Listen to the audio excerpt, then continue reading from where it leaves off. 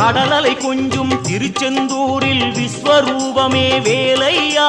பழமுதி சோலை அறுபடை வீடும் புண்ணிய தரிசனம் முருகையா திருநீர் அணிந்து வரும் போது நெஞ்சில் நிம்மதி பிறக்குது கந்தையா சுகனே சிவனார் மகனே உன்னை பாட பாட சுகமாகுதையா வேல் முருகா அரோகரா